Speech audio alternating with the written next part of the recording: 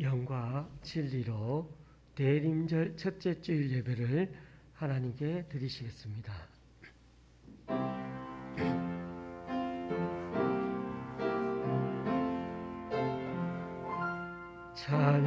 찬양하라 내 영혼아, 찬양하라 내 영혼아, 내 속에 있는 것들아 다 찬양하라. 경배하라 경배하라 내 영혼아, 경배하라 내 영혼아, 내 속에 있는 것들아 다 경배하라. 감사하라 감사하라 내 영혼아, 감사하라 내 영혼아, 내 속에 있는 것들아 다 감사하라.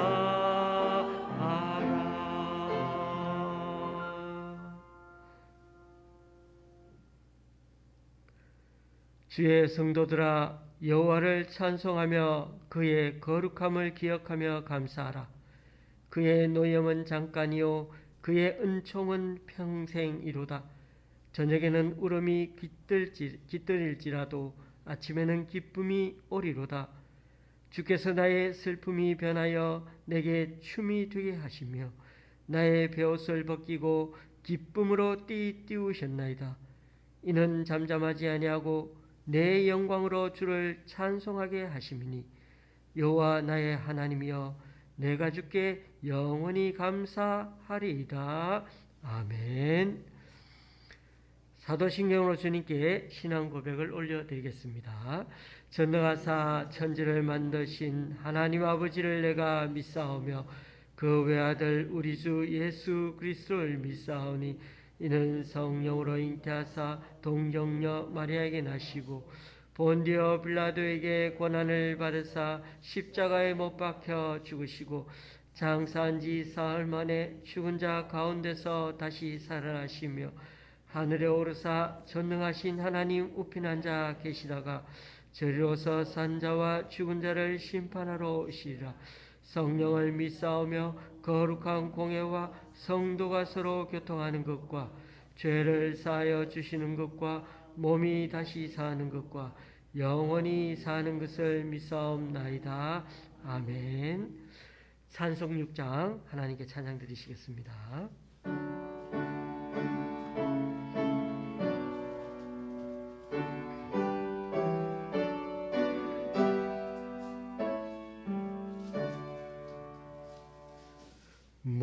목소리 높여서 주 찬양하여라.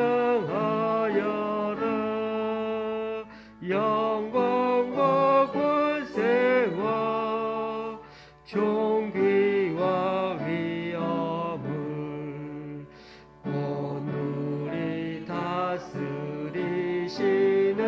만왕의 왕께 돌려라.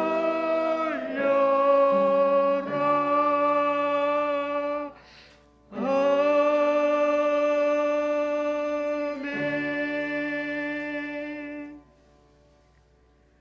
교독문 115번을 다 함께 교독하시겠습니다. 교독문 115번입니다.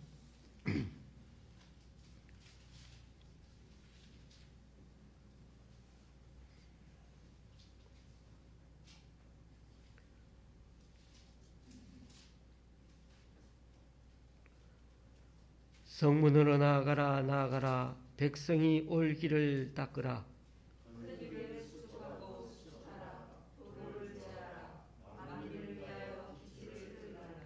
여호와께서 땅끝까지 선포하시되 너희는 딸 시온에게 이르라. 보라 내 구원이 이르렀느니라.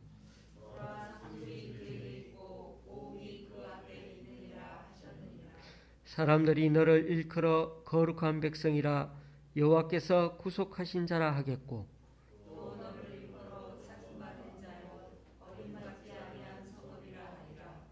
선지자 이사야의 책에 쓴 바 광야에서 외치는 자의 소리가 있어 이르되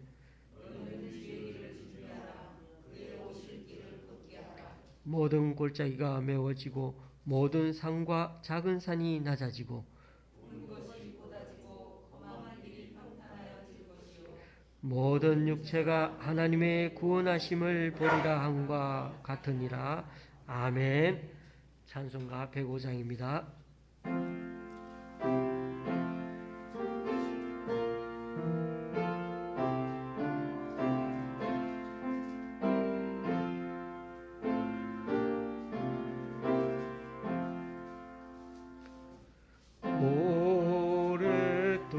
오랫동안 기다리듯 주님 감리하셔서 죄의 매인 백성들을 자유 얻게 하시네. 주는 우리 소망이요 힘과 위로 되시니 오래 기다리던 백성 많은 복을 받겠네. 모든 백성 구하려고 주임금으로 오시니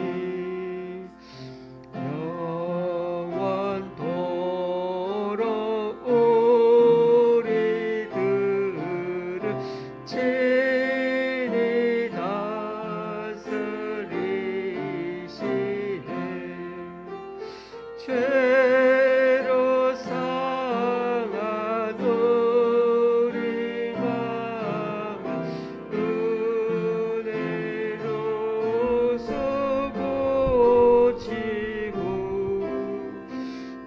주의 빛나 보좌 앞에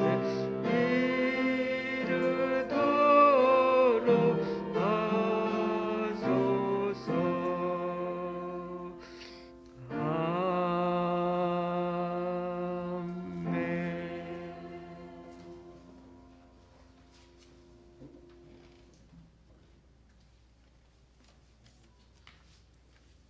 사랑과 은혜가 풍성하신 하나님 아버지, 추위가 깊어가는 겨울의 시작점에서 교회에 모여 함께 예배하게 하심을 감사합니다. 코로나가 창궐한 2년 동안 우리의 삶은 우울과 무기력 속에 빠졌으며 우리 사회 전체는 양극단으로 치달아 서로 갈등하는 상태에 놓여 있습니다. 이 위험한 전염병은 우리의 평화로운 일상을 파괴하고 우리의 영혼을 좀먹고 있습니다. 주님, 이제는 기적을 베풀어 주셔서 코로나라는 이 위험한 전염병을 이 지구상에서 사라지게 하여 주옵시고 우리의 활력과 부지런함을 되찾아 사람들과 만나고 교제하며 함께하는 삶 속에서 살아가는 옛 모습을 회복하게 하여 주시옵소서. 우리의 예배를 주관하여 주시고 말씀을 전하시는 목사님에게 성령이 함께 하셔서 우리의 영혼을 강건하게 만들 수 있는 말씀을 전하게 하여 주시고 말씀을 듣는 우리에게는 주의 말씀을 듣고 깨달아 우리의 믿음이 성장하고 내일을 향해 나아갈 수 있는 능력을 갖게 하여 주시옵소서. 주님께서 우리의 삶의 기적이 되심을 알고 있습니다. 주께서 우리 각자에게 베풀신 기적을 알게 하여 주시고 감사함으로 주께 나아가게 하여 주시옵소서. 예수님 이름으로 기도드렸습니다. 아멘.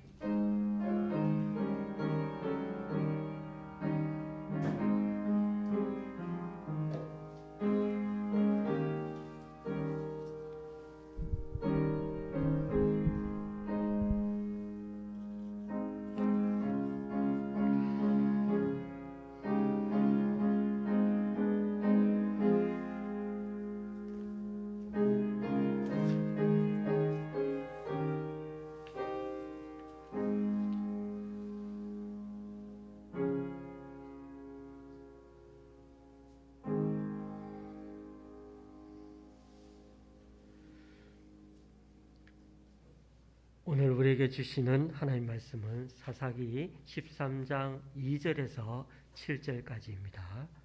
제가 가지고 있는 구약 성경은 383쪽입니다. 사사기 13장 2절에서 7절까지입니다.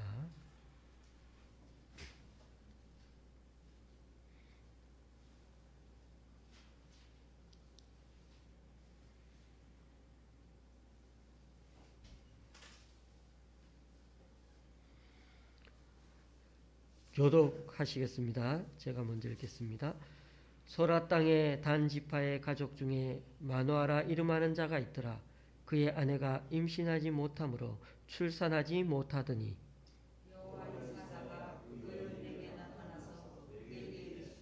보라 내가 본래 임신하지 못하므로 출산하지 못하였으니 이제 임신하여 아들을 낳으리니 그러므로 너는 삼가 포도주와 독주를 마시지 말며 어떤 부정한 것도 먹지 말지니라. 이제 아들을 낳으리니 그의 머리 위에 삭도를 대지 말라. 이 아이는 태에서 나음으로부터 하나님께 바쳐진 나시린이 됨이라. 그가 블레셋 사람의 손에서 이스라엘을 구원하기 시작하리라 하시니 이에 그 여인이 가서 그의 남편에게 말하여 이르되 하나님의 사람이 내게 오셨는데 그의 모습이 하나님의 사자의 용모 같아서 심히 두려움으로 어디서부터 왔는지를 내가 묻지 못하였고 그도 자기 이름을 내게 이르지 아니하였으며 이게 이르기를 보라 내가 임신하여 아들을 낳으리니 이제 포도주와 독주를 마시지 말며 어떤 부정한 것도 먹지 말라. 이 아이는 태에서부터 그가 죽는 날까지 하나님께 바쳐진 나시린이 됨이라 하더이다 하니라.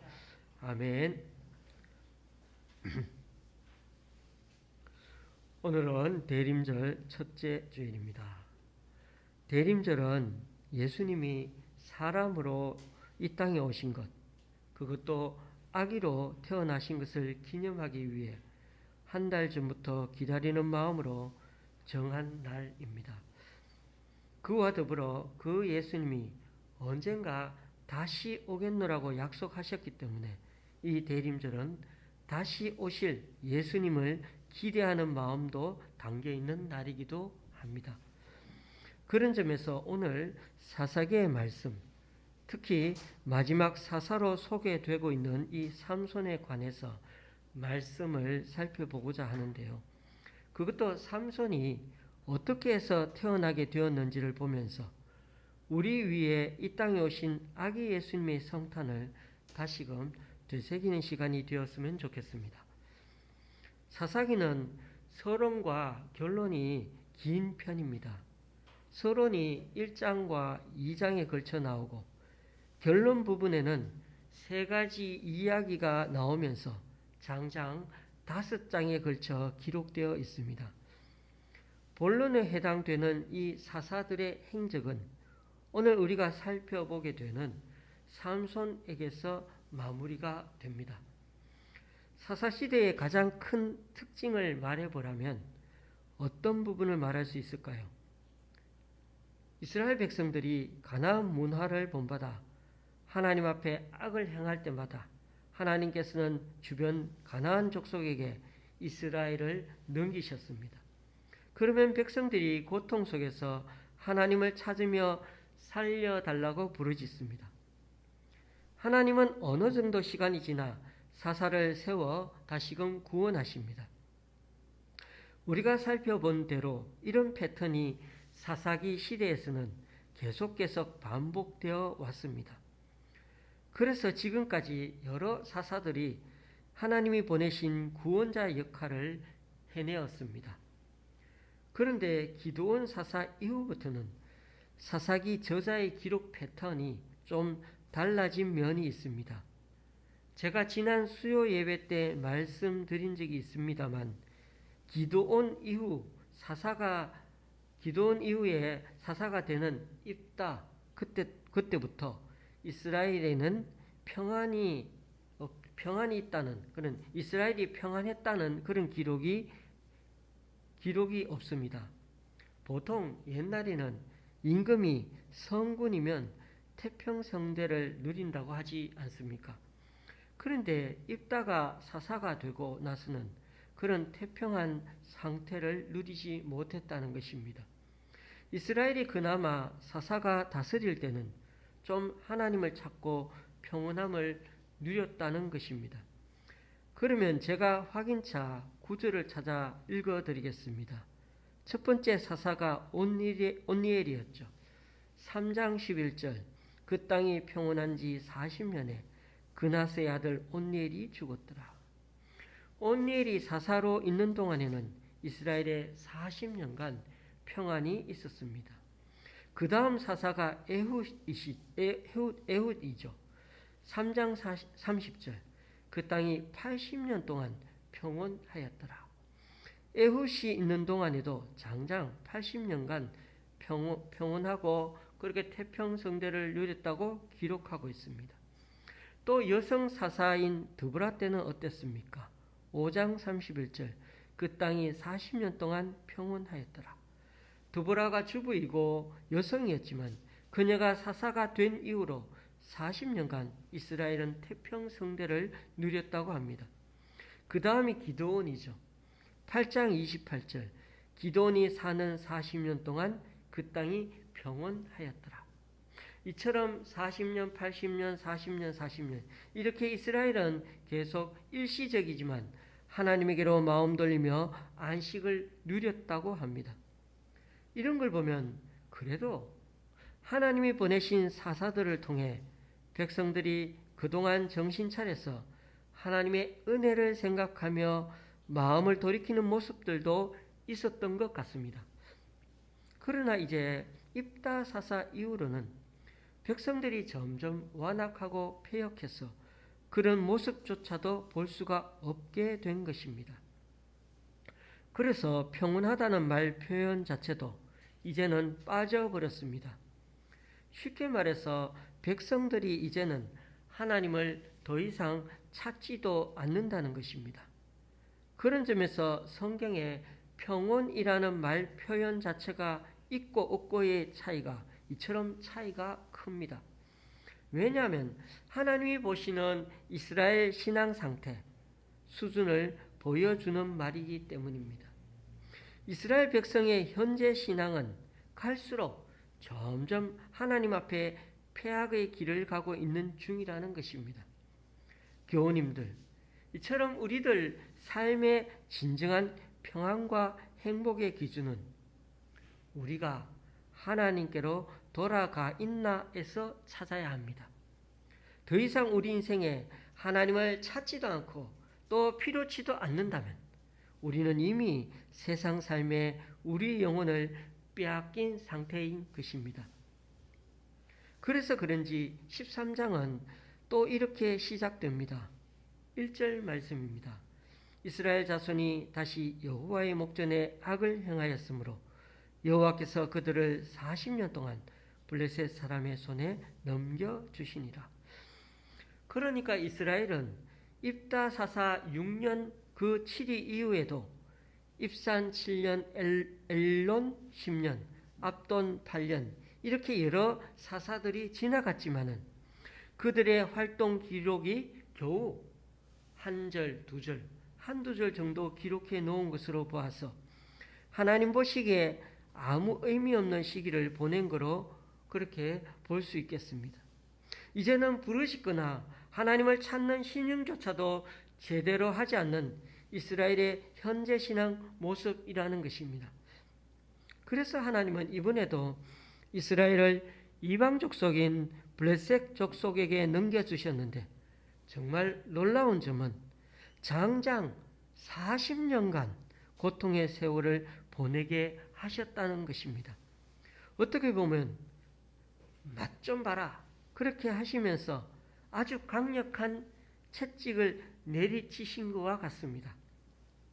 하나님은 이들이 패역한 길을 거치지 않는 이상은 계속 이방 족속들을 남겨두어 그때마다 이스라엘을 시험하겠다고 하시지 않았습니까?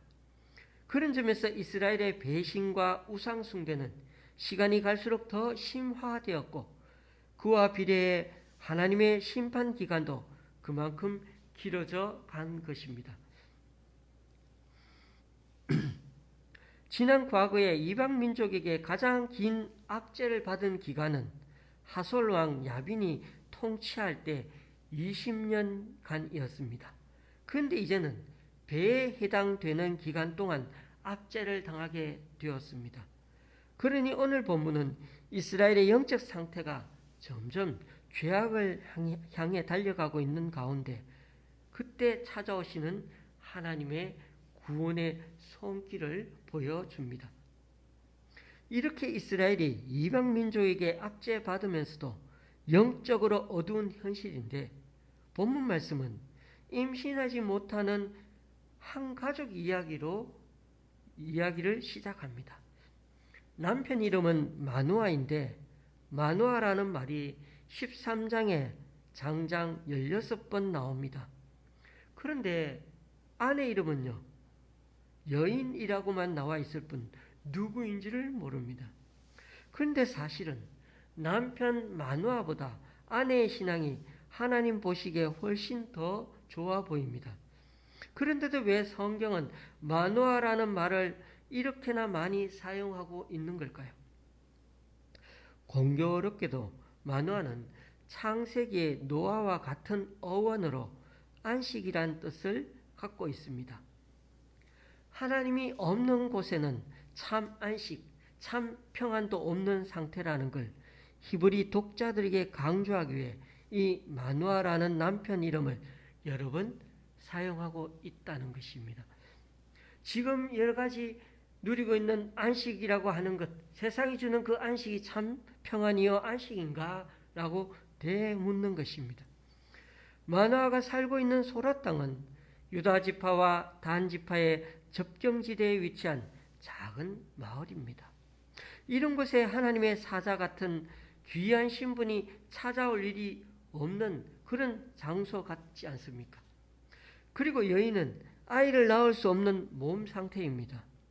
여기서 여인의 불임은 당시 사회에서는 정말 신의 저주라고 여길 정도로 여인들에게는 아주 치명적인 핸디캡이요 치욕적인 인생으로 받아들여졌습니다.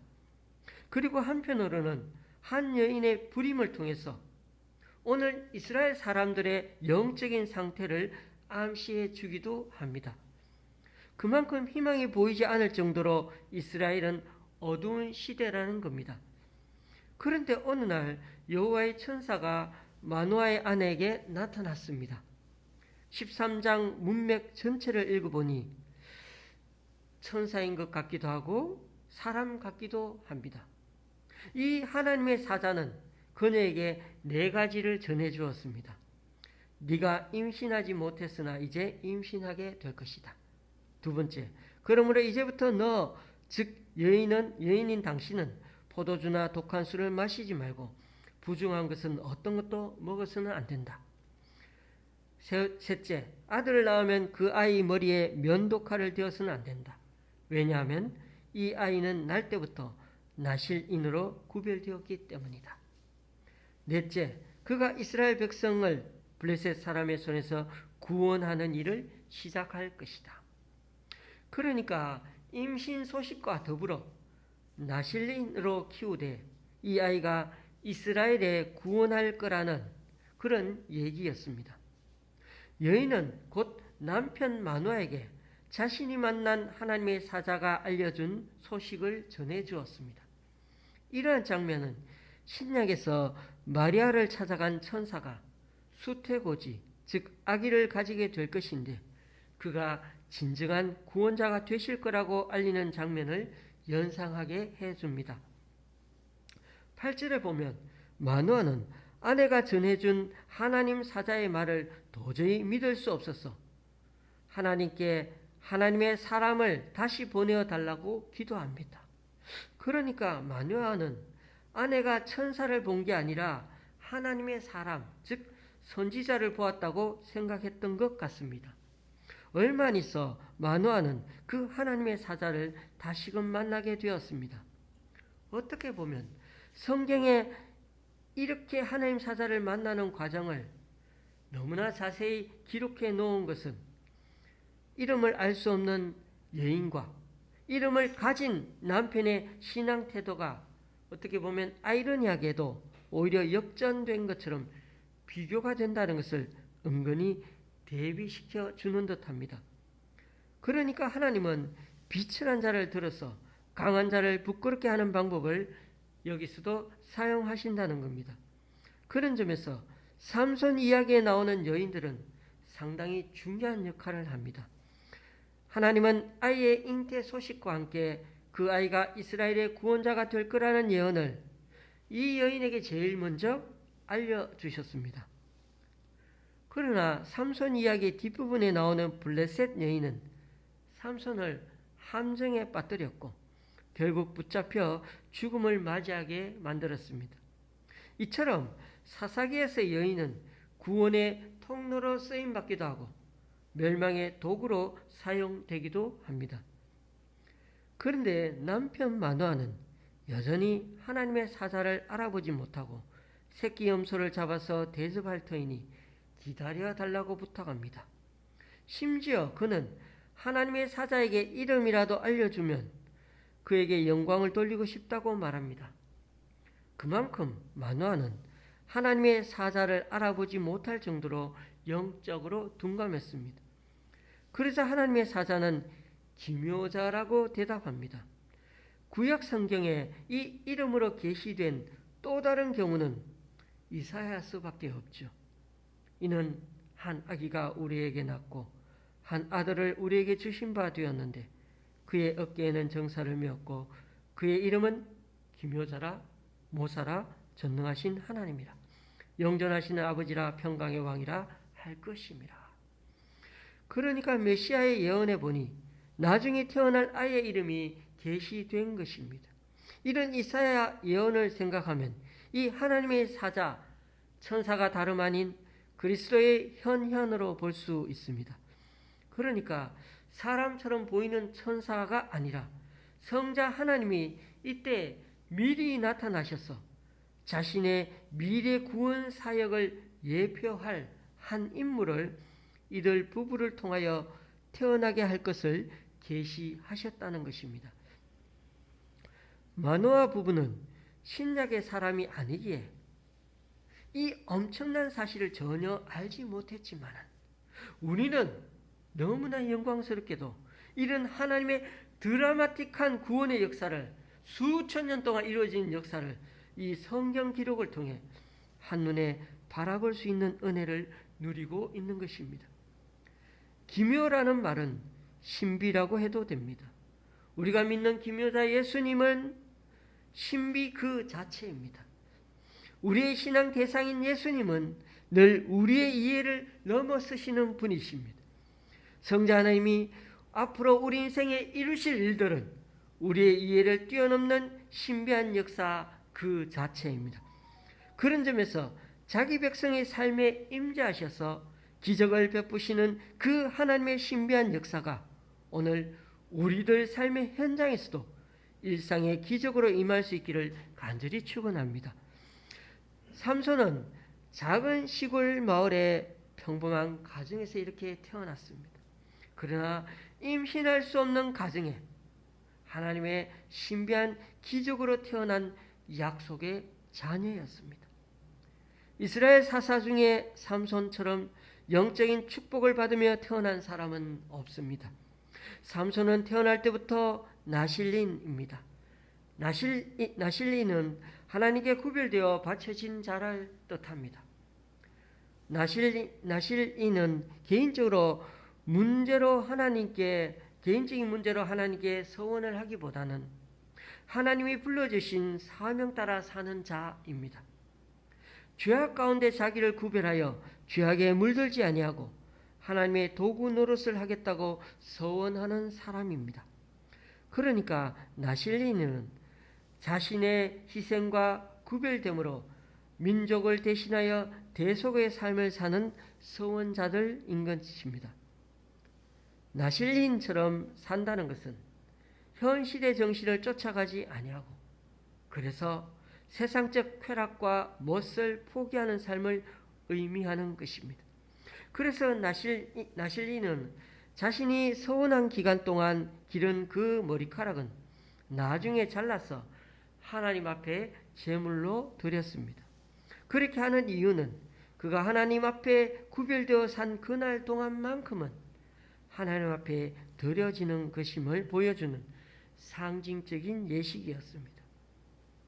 신약 성경의 복음서를 보면은 예수님도 아주 누추한 베들레헴 마구간에서 태어나셨습니다. 또한 태어날 때부터 온 인류를 위한 구별된 자, 즉 나실린으로 살아야 했습니다. 예수님은 베들레헴에 태어나셨어도 어른이 될 때까지 성장한 곳은 나사렛 마을입니다. 나사렛이란 단어의 그 어근이 바로 구별하다라는 뜻을 가진 나사르입니다. 그 단어에서 나실인, 구별된 자가 나온 것입니다. 그런 점에서 예수님은 날 때부터 나실린으로 사시면서 이스라엘에게 생명을 선물하신 분이셨던 것입니다. 오늘 본문에서 삼손이 태어나는 시기에 대해서도 한번 주목해 보면 좋겠습니다. 삼손은 이스라엘 사사로 20년을 지냈다고 그렇게 16장 31절에 기록하고 있습니다. 그러니까 블레셋 족속이 이스라엘을 40년간 괴롭히는 동안 그중 20년을 삼손이 막아낸 것입니다. 그렇다면 그 이전의 20년은 삼손이 태어나서 자라나는 시기로 생각해 본다면 하나님은 블레셋이 이스라엘을 괴롭히기 시작한 지 얼마 안 돼요 삼손을 태어나게 하신 것임을 알 수 있습니다. 그러니까 하나님은 이방 족속 블레셋을 통해 이스라엘을 시험하면서도 한편으로는 이스라엘을 구원하실 그 계획 또한 이미 세워두고 계셨다는 것을 우리는 유추해 볼 수가 있습니다. 그와 같이 하나님은 아담과 하와 이래로 이 땅에 죄가 들어오기 시작하면서 하나님은 이미 구원의 은혜를 베풀고 계셨던 것입니다. 비록 구약과 신약 사이에 성경에 기록되지 않은 400년 암흑기가 있는 것 같아도 하나님은 그러한 어둠을 뚫고 빛이신 예수님이 기어코 오시고야 마신 것이 바로 구원의 시작이었던 것입니다. 그래서 오늘 이 삼손 이야기도 5절 말씀에 그가 블레셋 사람의 손에서 이스라엘을 구원하기 시작하리라고 그렇게 한 것처럼 블레셋의 구원의 완성은 다윗 왕 때에야 완성이 됩니다. 사무엘하 8장 1절을 보면 블레셋은 그때 가서야 진멸됩니다. 다윗의 완전한 승리가 삼손에서 시작이 되었던 것입니다. 따라서 다윗이 예수 그리스도의 구원자 예표였던 것처럼 삼손 또한 예수 그리스도의 작은 예표임을 우리는 오늘 본문을 통해 알 수가 있습니다. 우리는 오늘 삼손의 탄생 이야기를 시작함에 있어 1절 말씀과 같이 이스라엘 자손이 다시 여호와의 목전에 악을 행하여서 하나님께서 그들을 40년 동안 블레셋 사람의 손에 넘겨주셨다는 것으로 시작하는 것을 보게 됩니다. 하나님은 거듭거듭 은혜를 베풀고 계시는데도 백성들은 여전히 아무런 거리낌 없이 악을 행하고 더 나아가 가나안 문화와 어울려 영적 간음을 하면서 거기서 만화, 즉 안식과 만족을 얻으려 하는 이들에게 하나님은 불임의 여성에 빗대어 이 시대 이스라엘을 어떻게 구원해 내실지를 보여주셨습니다. 그런 점에서 삼손의 탄생을 알리는 게 곧 하나님 구원의 시작입니다. 더구나 성자 하나님이 직접 사람의 모습으로 먼저 나타나셔서 이들에게 구원자 탄생을 부부에게 알리는 것이야말로 하나님의 크나큰 은총이요 배려임을 수천 년이 지난 우리들은 알 수가 있게 되었습니다. 하나님의 그 어마어마한 구원의 스케일이 얼마나 거대하고 심오하고 세밀하게 성취되어 가고 있는지 말입니다. 그러므로 지금도 하나님은 하나님의 열심히 독생자 예수 그리스도를 통하여 언약을 성취해 내시는 것이지, 우리 인간 편에서 어떤 자격이 있어서 구원을 받는 것은 절대 아님을 오늘의 교훈 말씀으로 삼아야 할 것입니다. 말씀을 맺습니다.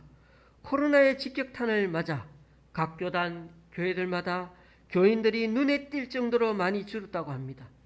물론 코로나 사태가 제일 큰 요인일 수 있습니다.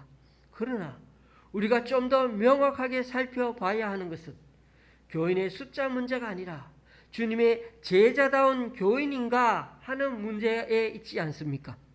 아무리 교회 출석 인원이 많아도, 헌금액이 많이 늘어나도, 이렇게 한 번씩 고난과 어려움이 닥쳐와 흔들리면 흔들릴수록 참된 평안은 우리 안에 있다는 것을 깨닫게 되는 것이야말로 진정 하나님의 백성다운 모습이 아니겠습니까?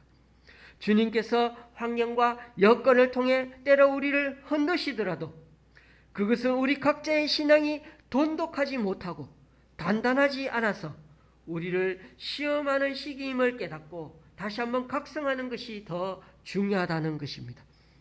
대림절 첫째 주일을 맞아 구원의 시작을 알리고자 아기로 이 땅에 오신 주님의 성탄을 기리면서 구원의 마지막을 완성시키려 언젠가 다시 오실 것을 대망하면서 오늘 말씀, 보라 네가 임신하여 아들을 낳으리니 그가 이스라엘을 구원하기 시작하리라는 이 말씀이 우리 각자에게 다시금 일어서는 새 희망이 되고 새 약속이 되기를 소망합니다.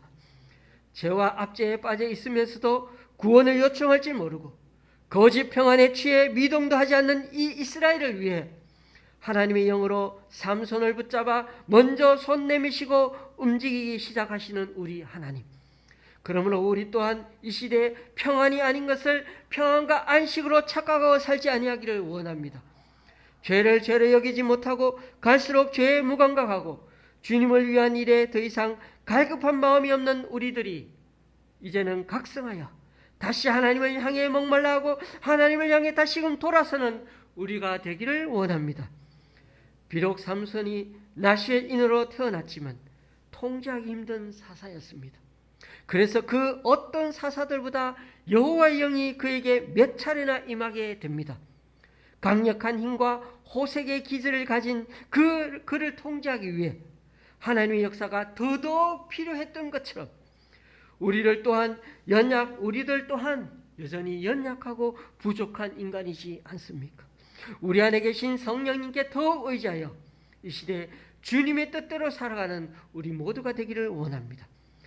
왜냐하면 비록 40년간 이스라엘을 연단하고 시험하는 중이라도 그와 동시에 먼저 구원자를 보내시고 손길을 내미셔서 구원 역사를 이루어가고 계시는 분이 바로 우리 하나님이시기 때문입니다.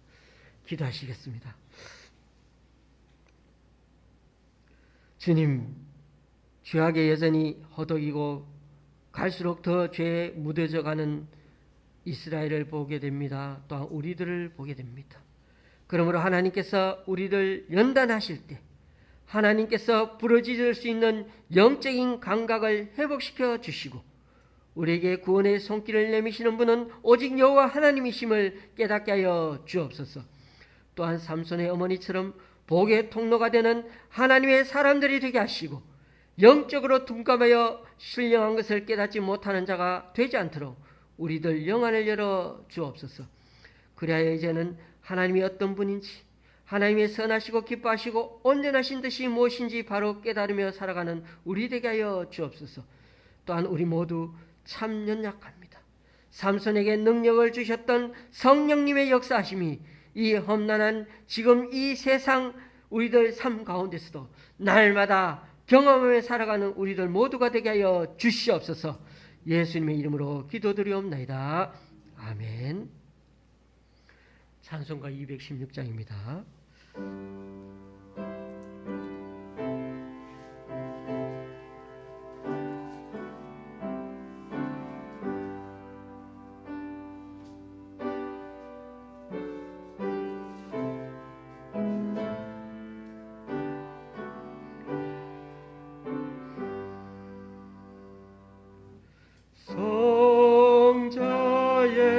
귀한 몸 날 위하여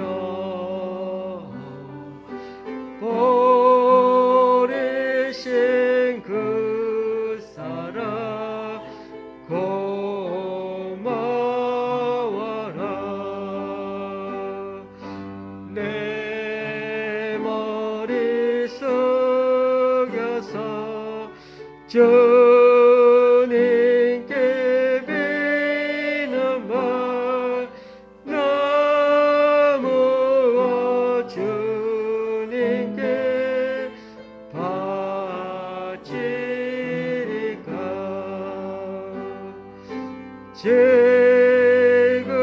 지금도 날 위해 강구하신 이 옅은 믿음이 아옵나니 주님의 참사랑 고맙고 놀라워 찬송과 기도를 쉬지 않네. 주님의 십자가 나도 지고 신실한 믿음과 마음으로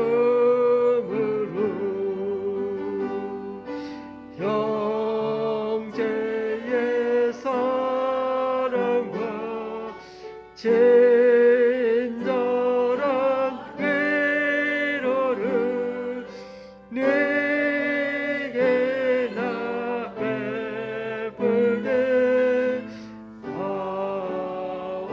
하옵소서. 마음 가지 은혜를 받으시니 내 평생 슬프나 즐거우나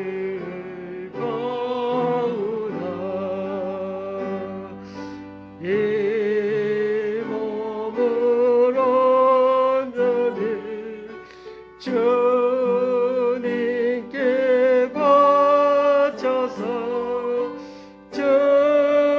주님만 위하여 늘 살겠네.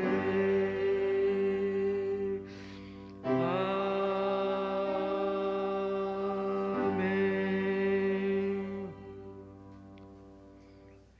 다 같이 일어나셔서 하나님께 예물을 봉헌하시겠습니다.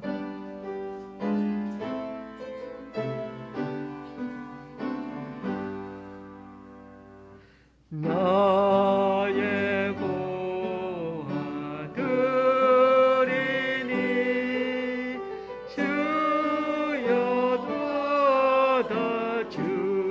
받아주셔서 하늘나라 위하여 주 뜻대로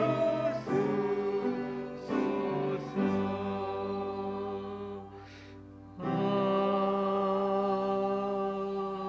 아멘.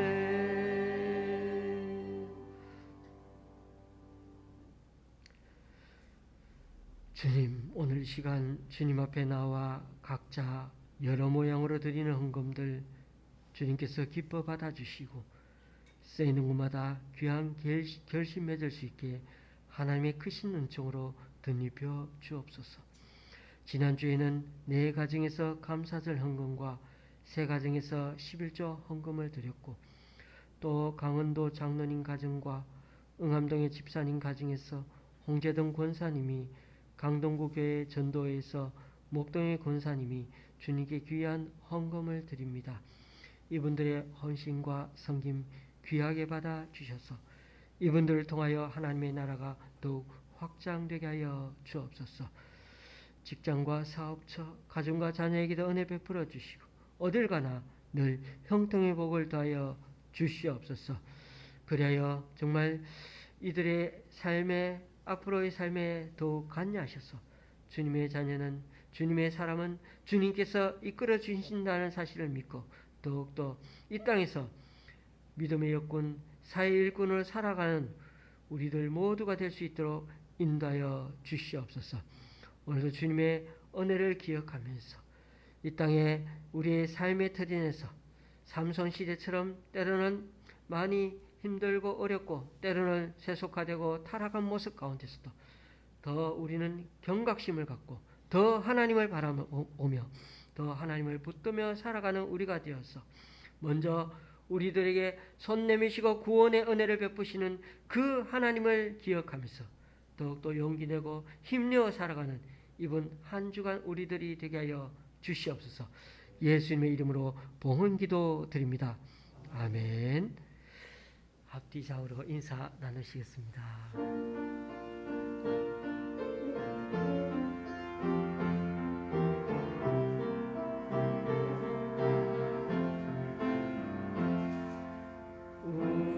우리에게 향하신 여호와의 인자하심이 크고 크도다 크시도다 크고 크도다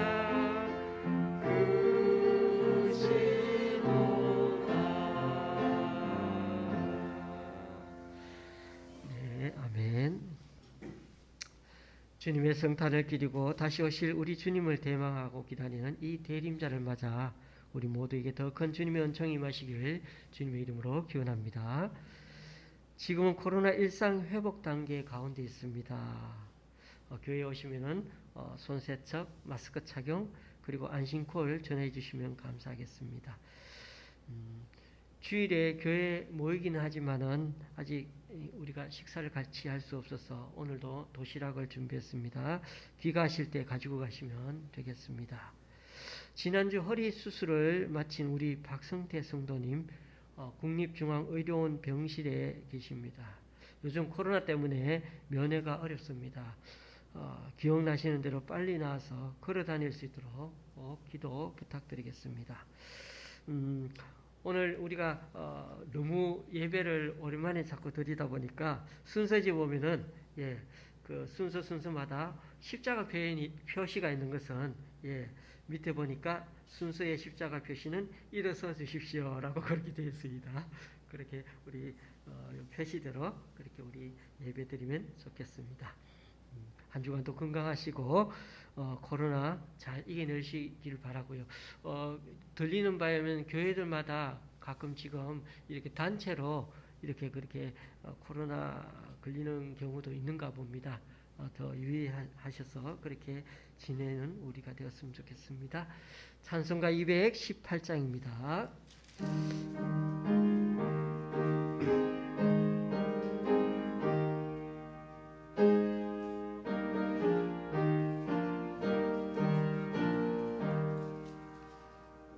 내 마음과 정성을 다하여서 주 너의 하나님을 사랑하라.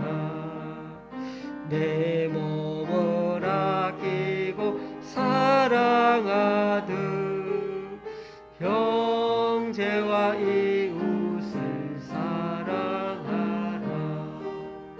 주께서 우리에게 명하시니 그 명령 따라서 살아가리. 널 미워 해치는 원수라도 언제나 너 그렇게 사랑하라.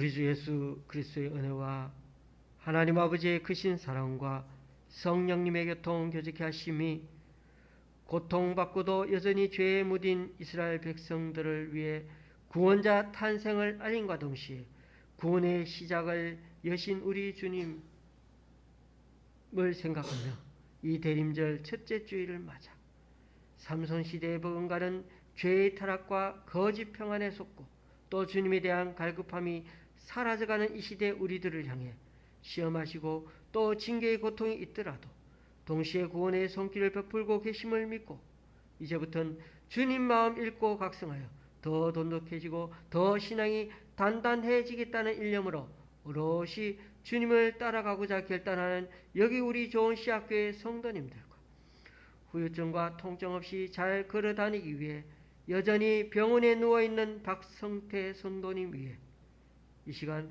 함께 예배하러 온 모든 분들 위해 이제부터 영원히 함께 하시기를 간절히 축원하옵나이다. 아멘.